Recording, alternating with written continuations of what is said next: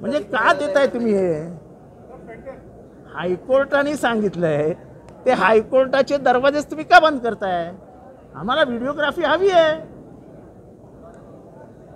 आम्ही विचारतोय की इलेक्शन व्हीव्हीपॅट आणि ईव्हीएमच्या वरती लाईट लावण्यात आला तर टीम का होता? त्याच्यात अंधार का होता? माझी चिठ्ठी कुठे जाते मला कळलं तर पाहिजे की बाबा तुमची चिठ्ठी जाऊन इथे पडलेली, बघा इथे पडलेली चिठ्ठी दाखवा. नुसतं आम्हाला ते दिसतं खाली प्रिंट होताना ते पुसून गेलं आहे का दुसरं काय आतमध्ये छापले गेलं आहे कोणाला कळतंय? हे बघा, हे या जगामधले जेवढ्या मशीन्स होत्या त्या कशाच्या आधारावर तर बाहेर काढल्या गेल्या? जपानमध्ये, अमेरिकेमधनं, जर्मनीमधनं इलेक्ट्रॉनिक्स वोटिंग मशीन आणि सगळं बाहेर का गेलं? 1% doubt on the election process of voting is dangerous to democracy असा जगाचा नियम आहे. साधं आहे. सीतेच्या वरती एका सामान्य माणसाने शंका घेतली. तिला अग्निपरीक्षेला सामोरे जावं लागलं ना, सीतेला. जरा थांबा हो,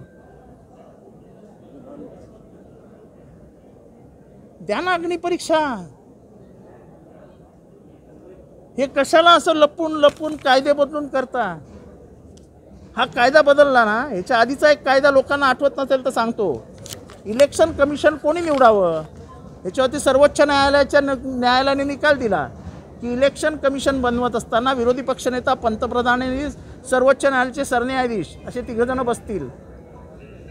हे आपल्याला अडचणीचं होईल असं जेव्हा सत्ताधाऱ्यांना वाटलं तेव्हा त्यांनी लोकसभेत जाऊन हा कायदाच बदलून टाकला आणि मुख्य न्यायाधीशांना बाहेर करून टाकलं आणि परत एक सत्ताधारी पक्षाचा माणूस घेतला. आता दोन सत्ताधारी पक्षाची माणसं जर एखाद्या कमिटीत असतील तर माणूस त्यांचा येणार नाही का?